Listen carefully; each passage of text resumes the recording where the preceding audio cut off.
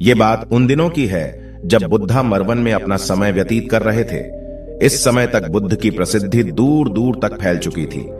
बहुत दूर दूर से लोग अपनी चिंताओं और परेशानियों का समाधान हेतु बुद्ध के पास आते थे। ऐसे ही एक दिन जब बुद्धा मरवन में अपने शिष्यों को प्रवचन दे रहे थे, तभी एक अधेड़ उम्र का व्यक्ति अपने नौजवान पुत्र को अपने साथ लिए बुद्ध की तरफ चला आ रहा था। जब यह प्रवचन स्थल के पास पहुंच गए तो बुद्ध ने एक नजर उन पर डाली और इशारे से बैठने के लिए कहा। जब प्रवचन समाप्त हो गए और सभी लोग वहां से चले गए तो बुद्ध ने उस व्यक्ति को अपने पास बुलाया और बैठने के लिए कहा। वहां चारों तरफ हरियाली छाई हुई थी। मौसम बहुत सुहाना था और तरह तरह के पक्षियों की आवाजें गूंज रही थी।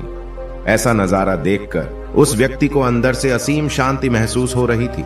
इसके बाद बुद्ध ने उस व्यक्ति से आने का कारण पूछा तो इस पर व्यक्ति ने कहा, तथागत, मैं 2 दिन की लंबी यात्रा करके अपने पुत्र को आपसे मिलवाने लाया हूं। ये मेरा इकलौता पुत्र है और ये हर समय थका थका रहता है। ऐसा लगता है जैसे इसके अंदर कोई जान ही ना हो। इसका स्वभाव भी काफी चिड़चिड़ासा हो गया है। अगर हम इससे कुछ भी कहते हैं तो यह हमारी छोटी छोटी बातों पर गुस्सा हो जाता है। इसके देखने की क्षमता भी उम्र से पहले ही कमजोर हो गई है और इसके बाल भी सफेद पड़ने लगे हैं। इतनी कम उम्र में इतनी बड़ी उम्र का लगना, मुझे तो कुछ समझ नहीं आ रहा है। तथागत, मैं अपने पुत्र के स्वास्थ्य को लेकर बहुत चिंतित हूं।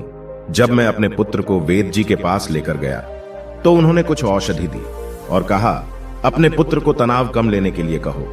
वो अपने दिमाग में बहुत अधिक तनाव लेता है, इसलिए उसकी ऐसी हालत हो गई है। लेकिन मैंने उसको बहुत समझाने के बाद भी तनाव का मतलब समझ नहीं आया। मुझे नहीं पता कि तनाव होता क्या है, यह किन कारणों से आता है और उसे कैसे अपने पुत्र के दिमाग से निकालूं। लेकिन मुझे सबसे पहले तो यह समझना है कि तनाव होता क्या है। इसीलिए तथागत मैं आपके पास आया हूं। कृपया आप मेरी समस्या का समाधान कीजिए। यह सुन बुद्ध उसके पुत्र को बड़े ध्यान से देखते हैं। उसके चेहरे को देखते हैं, उसकी आंखों को देखते हैं और फिर उसके हाथों की नब्ज को भी देखते हैं। यह सारी विधि करने के पश्चात बुद्ध उस व्यक्ति से कहते हैं कि तनाव लेना तो कोई नहीं चाहता, लेकिन फिर भी यह तनाव लोगों के दिमाग को दीमक की तरह पकड़ लेता है और व्यक्ति जान भी नहीं पाता है कि वह तनाव में जी रहा है।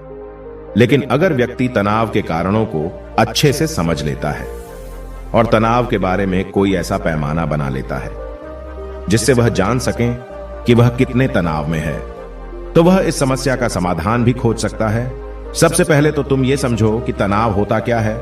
जब भी कोई व्यक्ति कोई काम कर रहा होता है लेकिन उसका मन कहीं दूर भटक रहा होता है, कल्पनाओं में होता है, तो उसके शरीर और मन के बीच एक दूरी पैदा हो जाती है। यह दूरी जितनी अधिक होगी, व्यक्ति उतनी ही ज्यादा बेहोशी की अवस्था में होता है और शरीर व मन के बीच की इसी दूरी और खिंचाव को तनाव कहा जाता है। आखिर कोई पसंदीदा खेल खेलने के बाद व्यक्ति चुस्ती और प्रसन्नता से क्यों भर जाता है, जबकि उसने तो अपने शरीर को थकाया है। लेकिन समझने वाली बात यह है कि खेलते समय मन और शरीर एक साथ पूरी तरह से उस खेल में केंद्रित होते हैं, जिससे शरीर और मन के बीच दूरी पैदा नहीं होती और कोई तनाव पैदा नहीं होता। और अगर दिमाग में कोई तनाव था तो वो भी दूर हो जाता है। लेकिन इसके विपरीत, जब हम कोई ऐसा काम करते हैं जो हमें पसंद नहीं है, तो हमारा शरीर तो उस काम को कर रहा होता है, लेकिन हमारा मन कहीं दूर कल्पनाओं में भटक रहा होता है, जिससे शरीर और मन के बीच एक दूरी पैदा हो गई और तनाव ने जन्म ले लिया।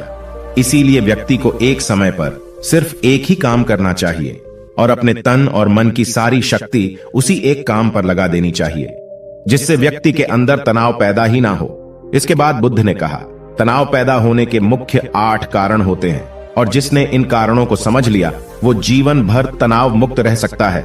मुख्य कारणों में सबसे पहला कारण है अति महत्वाकांक्षी होना। महत्वाकांक्षी होना अच्छी बात है, लेकिन क्या कभी आपने इस बात पर ध्यान दिया है कि इंसान के लक्ष्य कभी पूरे ही नहीं होते हैं।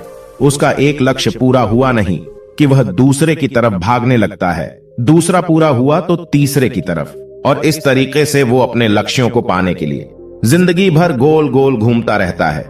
इसीलिए जो व्यक्ति अति महत्वाकांक्षी होता है, जिसने बड़े बड़े लक्ष्य बनाए होते हैं, वह वर्तमान में कभी रह नहीं पाता है। उसका मन सदैव भविष्य की योजनाएं बनाने में ही व्यस्त रहता है। उसका शरीर तो वर्तमान में रहता है, लेकिन मन भविष्य में ही रहता है।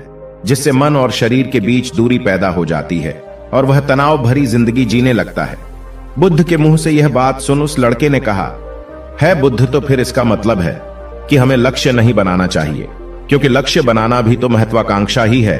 इस पर बुद्ध ने कहा, जीवन में लक्ष्य बनाना कोई गलत बात नहीं है, लेकिन समस्या तब उत्पन्न होती है जब वो अपना पूरा ध्यान उस लक्ष्य से मिलने वाले परिणाम पर ही लगा देते हैं और उसके परिणाम की चिंता करते रहते हैं।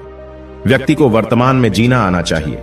आप लक्ष्य बनाइए और उस लक्ष्य की प्राप्ति के लिए कड़ी मेहनत करिए, लेकिन साथ ही साथ आपको इस बात का भी ज्ञान होना चाहिए कि आप अभी वर्तमान में जी रहे हैं और वर्तमान ही सत्य है। बुद्ध ने आगे कहा, तनाव का दूसरा सबसे बड़ा कारण है ईर्ष्या करना है। जब व्यक्ति ईर्ष्या और जलन से भर जाता है तो उसका मन अंदर से सड़ने लगता है। ईर्ष्या एक आंतरिक घाव है। आंतरिक घाव यानी मन का घाव। व्यक्ति के शरीर का घाव तो भर सकता है, लेकिन मन का घाव कभी नहीं भर सकता। इसीलिए व्यक्ति को दूसरे की खुशी और तरक्की से कभी ईर्ष्या नहीं करनी चाहिए, क्योंकि ईर्ष्या तनाव का कारण है।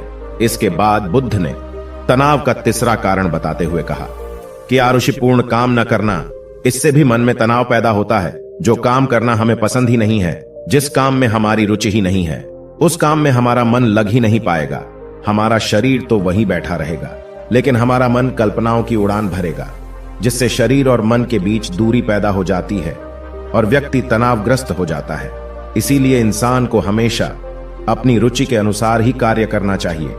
अगर व्यक्ति ने यह पता कर लिया कि उसे कौन सा काम करना पसंद है और वो उसी काम को अपने जीवन का लक्ष्य बना लेता है, तो फिर वो काम उसके लिए काम नहीं बल्कि एक खेल बन जाता है। फिर बुद्ध ने कहा, तनाव का चौथा कारण होता है किसी दूसरे से अच्छा रखना। बुद्ध ने उस व्यक्ति की ओर इशारा करते हुए कहा, एक पिता होने के नाते तुम्हारी अपने पुत्र से बहुत सी अपेक्षाएं होगी कि तुम्हारा पुत्र एक बहुत ही कामयाब इंसान बने, तुम्हारा नाम रोशन करे, जैसा तुम चाहते हो उस तरह का जीवन जिए, तुम्हारी हर बात माने। लेकिन क्या आज तक कभी किसी की सारी अपेक्षाएं पूरी हुई है? जब भी कोई व्यक्ति किसी दूसरे से कोई अपेक्षा रखने लगता है तो वो अनजाने में अपने लिए तनाव पैदा करने लगता है। जरा सोचो कि अगर तुम्हारा बेटा तुम्हारे अनुसार काम नहीं कर रहा है और वो नहीं बन पा रहा है जो तुम उसे बनाना चाहते हो, तो निश्चित रूप से तुम्हारे दिमाग को तनाव तुम्हें पकड़ लेगा। तुम तनाव से भरा जीवन जीना शुरू कर दोगे और इस तनाव के बस में आकर तुम ऐसा व्यवहार करोगे, ऐसी बातें करोगे कि तुम्हारा अपने पुत्र के साथ संबंध और भी खराब होता चला जाएगा। इसीलिए व्यक्ति को जितना हो सके उतनी कम अपेक्षाएं दूसरों से रखनी चाहिए, और अगर पूरी तरह से तनाव मुक्त रहना है तो दूसरों से अपेक्षा रखना ही बंद कर दो। इसके बाद बुद्ध ने कहा कि शारीरिक कष्ट भी इंसान के तनाव का एक कारण होता है। जब व्यक्ति किसी शारीरिक पीड़ा से गुजर रहा होता है तो उसका पूरा ध्यान अपने उस शारीरिक दर्द पर होता है और वो पूरे दिन बस उसी के बारे में सोचता रहता है, जिससे उसका मन दुख के विचारों से भर जाता है और ऐसी स्थिति में व्यक्ति तनावग्रस्त रहने लगता है। यह सुन उस व्यक्ति ने कहा कि हे बुद्ध, शारीरिक दुख तो किसी भी व्यक्ति को हो सकता है, तो फिर क्या हुआ? व्यक्ति जीवन भर तनाव में ही जिएगा? इसका जवाब देते हुए बुद्ध ने कहा कि इंसान को यह बात समझनी चाहिए कि हमारा जीवन दुखों का आधार है। जैसे जैसे हमारा जीवन आगे बढ़ता है, इसमें दुख आते हैं, बीमारियां आती है और फिर अंत में मृत्यु भी आती है। तो बीमारियां इंसान के जीवन का अभिन्न अंग है, कोई इनसे बच नहीं सकता। बस किसी किसी के जीवन में यह समय से पहले आ जाती है तो किसी के बाद में आती है। जब इंसान का मन इस बात को अच्छे से समझ लेगा तो फिर वह अपनी बीमारी के बारे में सोच सोच कर ज्यादा तनाव नहीं लेगा, क्योंकि यह हमारे जीवन का अभिन्न हिस्सा है और इसके लिए व्यक्ति को शारीरिक रूप से भी अभ्यास करते रहना चाहिए। अपने जीवन में व्यायाम और स्वस्थ जीवन शैली को भी जगह देनी चाहिए ताकि उसका शरीर लंबे समय तक निरोगी रहकर सही से काम कर सकें।